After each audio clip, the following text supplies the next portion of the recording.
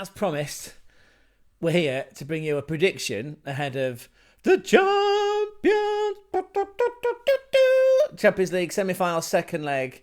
Arsenal travelling to Paris to take on PSG in a game that they are already 1-0 down from the first leg. Let's not worry about that. Let's put it out of our minds. And of course, if you haven't guessed already, yes, we are Bundesliga fans, but we do occasionally let slip that we are closet gooners, as you can see. We've got Gonzo, we've got Mesut Ozil, and we've got Pierre-Emerick Aubameyang. I did check on Mesut Ozil, by the way. The last time he was involved with Arsenal in the Champions League didn't end that well, did it? This over 2 legs in the round of 16.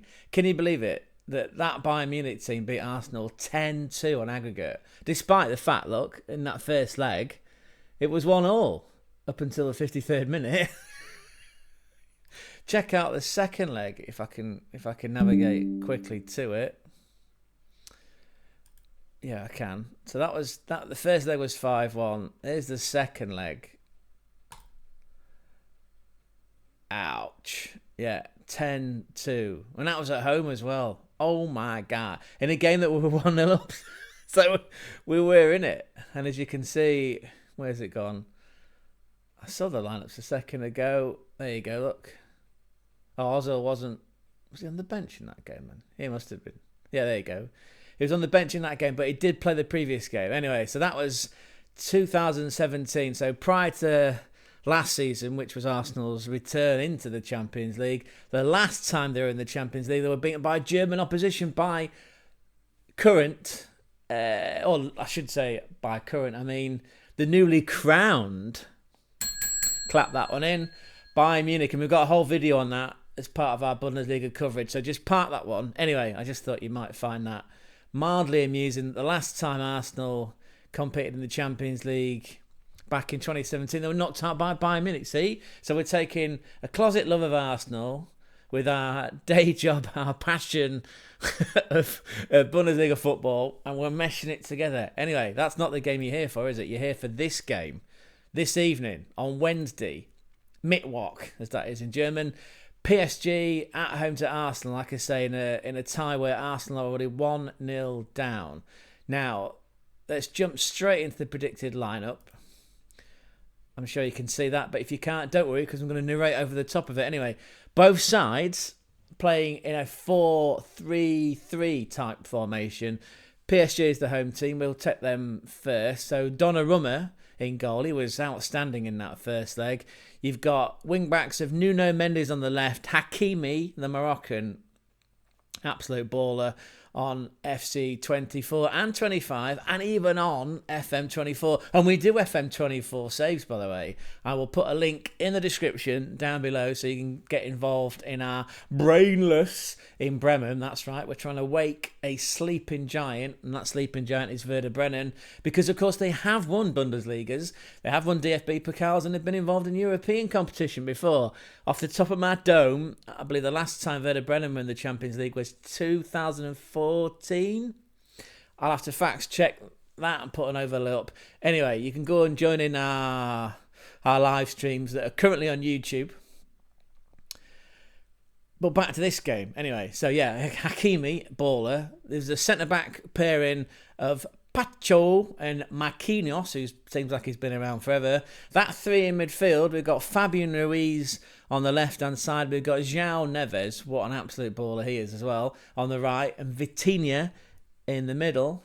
And then that front attacking trio on the left is Kvaratskhelia. Now, he was on fire in that first leg. He caused a lot of pain.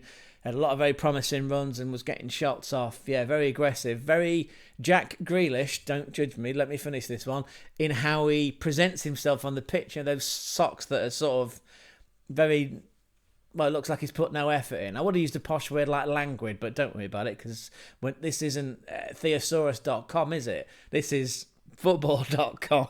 Well, it's not football.com, but you know what I mean. That sentiment still applies. Anyway, yeah. My Kvaratskhelia, formerly of Napoli, on the left. You've got Dure. What fantastic play he is, by the way. Yeah. Is it Dakore Doué? Anyway, Doué, yeah, he's fabulous. Big fan of his. And you've got Dembele, who has been rushed back after picking up an injury in a couple of Ligue 1 games. So they claim that he's fully fit. Let's find out. But if I was Arteta, I'd be making sure that Kiwior and Saliba were getting into the back of him. You know, if you play a lot of FM24, you'll know about that function that you can tight mark and you can basically, you know, you can tackle hard and give him a bit of a kick in. That's what we'll need to do tonight if we're going to keep that guy quiet, who's been an absolute baller this season. Ousmane Dembele. That was a spoonerism. As for the Arsenal team, let's clap this one in. Right, so David Raya in the sticks. You got Lewis Skelly, who is a wise man in a young person's body currently at left back. Right back, it's Timber! Yuri and Timber. His brother Quentin, he plays at Feyenoord. Also a good pickup on FM24, by the way. That centre-back pairing, as mentioned, Kiwior, the Polish lad. Apparently he's staying now. There was rumours that we didn't want him and it was going to be farmed out all over Europe. Anyway, apparently he's staying alongside William Saliba. The latest rumours about Saliba is that he's apparently going to Real Madrid. Will they be managed by Xabi Alonso? We'll have to find out in the coming weeks, and we'll cover that on this channel as part of our Transfer Talk daily content. So there's your back four. The three midfield. Good to see Thomas Partey. He likes to party. We like to party. We like to party. Can we get demonetised again for doing really bad music impressions, Gonzo? Let's just swing it. Anyway, he likes to party. Back in that is that DM, as that crutch, as that guy holding that midfield together. He's got Declan Rice, who he's got a hammer blow of a foot, and he at free kicks. Who knew that one, right? Before that Real Madrid game, kept that quiet for 365 odd games. Declan Rice on the left. Martin Odegaard. Yeah, he takes a bit of stick in the old Taffman 10 community. You want to talk to Games Messiah, a.k.a. Put on the Shades. He's not a massive fan of Martin Odegaard. But, hey, we are where we are, right? Who has got an older brother, but he doesn't play football. That's your midfield three. And then the attacking trio is Gabriel Martinelli on the left. Yeah, still got a lot of time for him. On the right, it's our boy Saka. Give it to me, Saka. He's on the right with that gorgeous left foot, Michael Elise type left foot. And then we've got the Marino, haven't we? We've got Mikel leading the line. Who thought would have been saying that come May 2025? So there's a makeshift Arsenal team in a way. Is it makeshift? I'm going to get some criticism. Feel free, by the way, to criticise me. Well, not criticise me, but let me know your thoughts on that lineup in the comment section down below. Now, Arsenal come into this game 15 points behind Liverpool. The title's already won. Again, clap that in. Well done to Taftman. Well done to all you Liverpool fans out there. Yes, you've absolutely stormed this season. You did slip up to Chelsea on the weekend. That's one there for Jim. Gorgeous Jim there, part of Danny Boys. Always buying Chelsea. The Milwaukee Massive. Yeah, Chelsea did beat Liverpool on the weekend, but it doesn't matter because, you know, by that, they're probably still pissed. They're probably still drinking. Doesn't matter, does it? Because you wrapped up the Premier League, 15 points clear with, still got 3 games to go. Doesn't matter, does it? But I brought this up just to highlight the fact that, yes, Arsenal did lose again on the weekend, lost to Bournemouth. They've done us twice now, and that was a game that I was very, very cross about, considering we were 1-0 up, and we fielded a strong team. There's the form that Arsenal is showing coming into this game. As you can see, there was that previous loss at home to PSG in the previous leg. Let's not worry about that because, you know, the form goes out the window, shouldn't it really? That loss to Bournemouth. Yeah, there's those 2 fantastic chef's kiss results against Real Madrid. And, yeah, we did beat Ipswich, but, again, they've already been confirmed as being relegated from the Premier League. Palace, I mean, that was a game where Palace were going into the FA Cup semi-final and still managed to turn up with a patched-up team to draw with us 2-2. So it's not great form.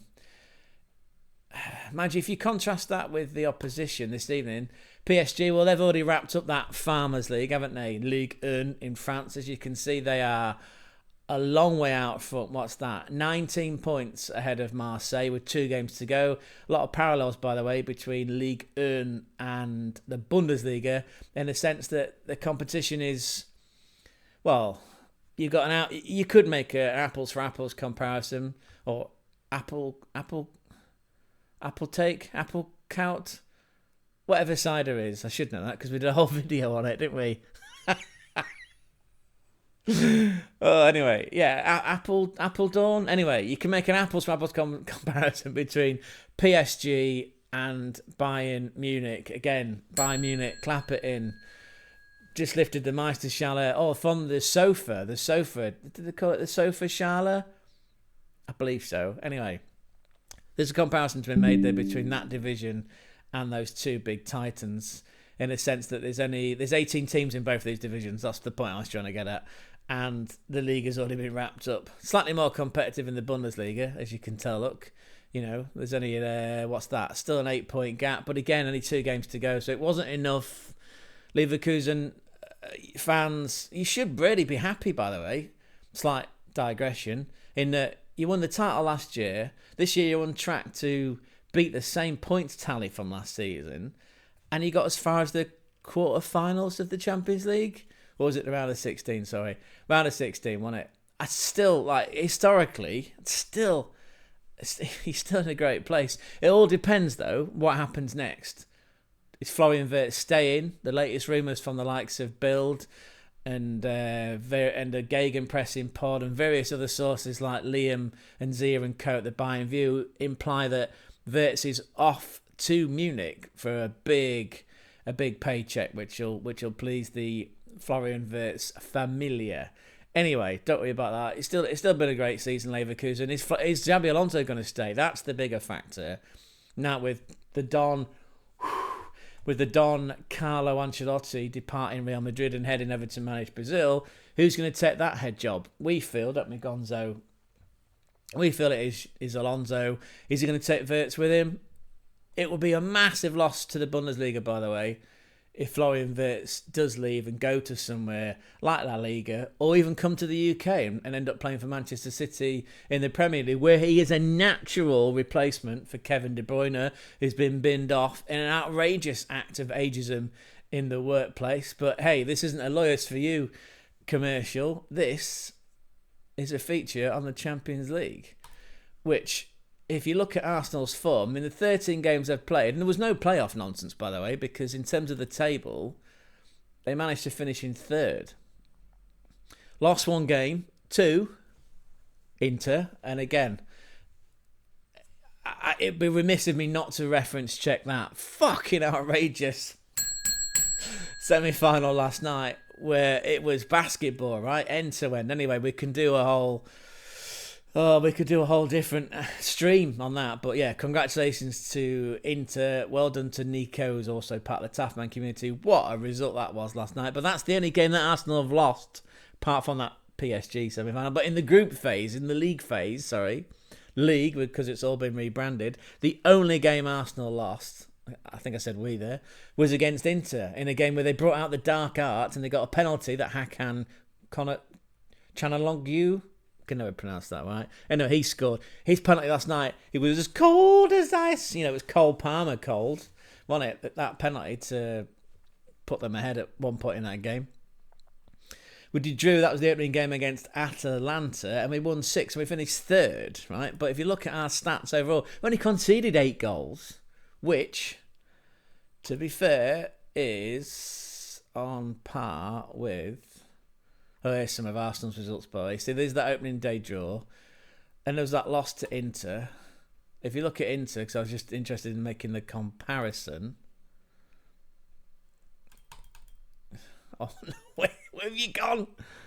Teams, sorry. Oh, it was nearly perfect, wasn't it? They've conceded 11 goals now. Again, most of those come in 2 legs against Barcelona. Contrast that with Paris Saint-Germain. They had to, and you can see from here, look, they had to play in a knockout phase playoff game against Mickey Richards' Brest, look, 10-0. I mean, they'd be used to playing teams like Brest, right? Because that's a domestic league team. And then, of course, they knocked out Liverpool on penalties in a game where, yeah, it felt like that was a smash and grab from Liverpool with that late goal. Credit to Alisson for pulling off some heroics in between the sticks. And then it went to penalties, didn't they, because of that equaliser. But, yeah, do I love you? Yes, I do. A bit of Northern Soul there, by the way. Other musical genres are available. Yeah, what a fucking great round of 16 game that was. And then there was that exciting game against the Villa. So that's where we are. PSG in their Ligue 1, again, they're 15 points ahead of Marseille. Look at that in terms of the comparisons with the Bundesliga. So Munich scored 93, conceded 32. PSG have scored 85, conceded 33. So it's, yeah, you could argue that Munich have got the slight edge. You know, there's more juice coming out of that apple in that comparison, making more cider there. But the last game, look at that. The last game, in fact, their form actually, I should say. PSG's form has been a bit patchy. As you can see from their recent results, look. Lost to Nice. Drew with Nantes. They did beat Le Havre. Forget those other Champions League games. Beat Angers, beat Dunkirk as 80 years anniversary of VE, or Victory in Europe Day. But they lost to Strasbourg last time out. And who manages Strasbourg? Look at that. Liam Rosenivier, ex-Hull City manager, dumped unceremoniously despite being 1 point off the playoffs in the EFL Championship. Technically last season, because although it's just finished, but you get my point, right? In the 23-24 season, Liam Rosenivier finished 1 point off the playoffs with a chance to, progress to the Premier League. And then he ended up here at Saint Etienne. And even, look at that, where are they? Oh, where's that going? Take me back. Strasbourg. Table. There we go. Where have they ended up? 5th place, look. So that is a Conference League place. Actually, technically, if they keep winning their last 2 games and other results go in their favour, Liam Rosenivier, forget about Premier League, he could end up in the Champions League. My, Hull City, what are you playing at? Anyway, I was interested. We're getting to the build-up here. We're getting to the juice, right? This was Arsenal's route to the final in 2006. Here we go, look. In the final in which they took on Barcelona, which I don't know if some of my fans might not be old enough to remember that. You might have just been born. You might have been born after this. Obviously, I'm 44, so how old was I when this game was going off? I was 25. Young, dumb, and full of... Look at that. So, in the group, 16 points. Did we drop points? We did. We dropped points against Ajax. 0-0 at home. I'm assuming by that point they were playing the kids. Finishing above Ajax. I mean, third there from Switzerland and Sparta Prague. And no mugs, are they? Anyway, so that was the group phase for Arsenal. And then in the first knockout round, Real Madrid, see? So this year we've done them 5-1. Back then, with an arguably weaker team. A weaker Real Madrid team, I should say. We managed to beat them 1-0. And then they beat Juve in the quarterfinals, 2-0. 2-0 against Juventus. And let's just see who was in that team. I'm just interested. We're jumping around all over the place here, but there you go. Look, there's that lineup. Who was in that team? Buffon in goal, just Cannavaro at the back in that World Cup winning Italy team in the same year, by the way, the same calendar year. That's the year that Italy won, because that's the year that Zidane did that headbutt. What did Marco Materazzi say to him? We'll never find out, are we? Lilian Thuram at the back. Oh, Zambrotta, Cameron Nace, a certain Vieri in the midfield, David Trezeguet and Zlatan Ibrahimovic. And we fielded that team of Philip Senderos and Toure kept the likes of David Trezeguet and Zlatan Ibrahimovic. quiet with Gilberto and Cesc Fabregas, who's currently managing Como, but he's on the short list to end up managing RB Leipzig next season. Oh, Reyes, God bless his soul. And then Pires, oh, c'est magnifique. Eboué and Flamani. Oh, that team kept that Juventus team quiet and beat them 2-0. That is hilario. And then Villarreal, well, that was an edgy one. I remember that one, yeah. Villarreal had a penalty, if I recall, in the last... Is it last minute? It must have been the last minute. Here we go. If I scroll down quickly. Yeah. What was his name who was up front? Riquelme. That was it. Yeah, Riquelme missed a penalty. Was it missed?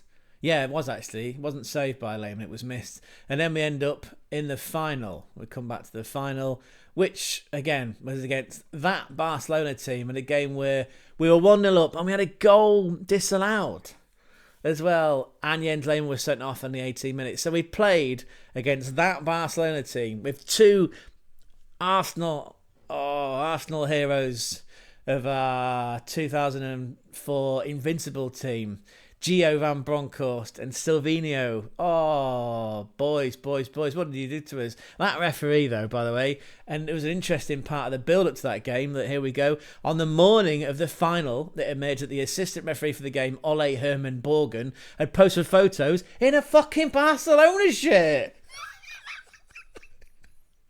Oh, so, I mean, they got what they wanted in the end, look, because apparently, yeah, it states that referees should not do anything that could impact their impartial stance. Fucking Barcelona shit from an assistant referee. That is mad. Anyway, yeah, we had Lehmann sent off after 18 minutes. We went 1-0 up. Then Campbell scored again, but it was ruled out for a foul in the box. It was a header from a corner, I believe.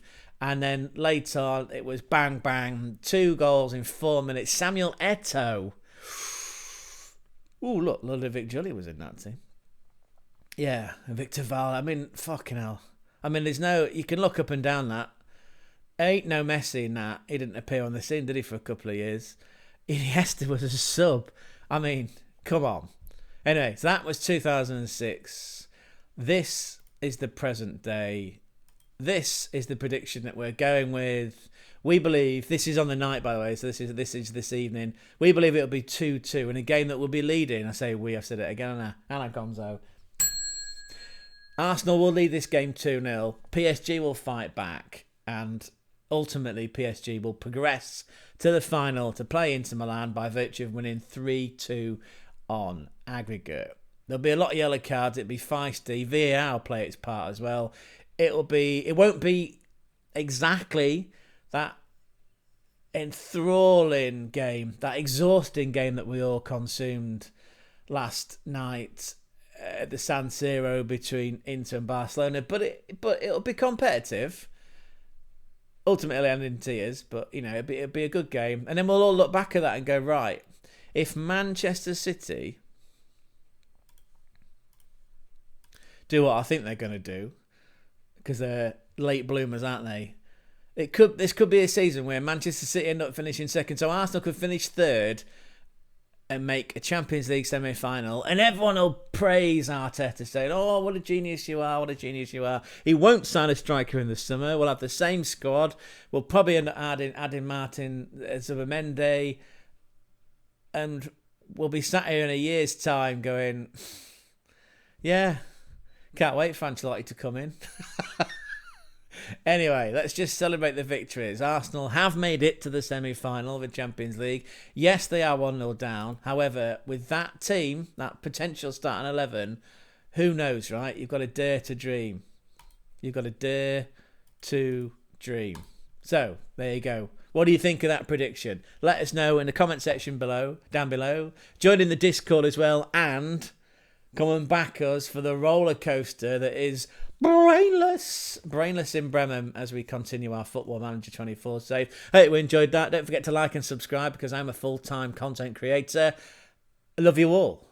See you on the other side. Enjoy the game tonight. Ciao, ciao, ciao. Ciao, ciao, ciao.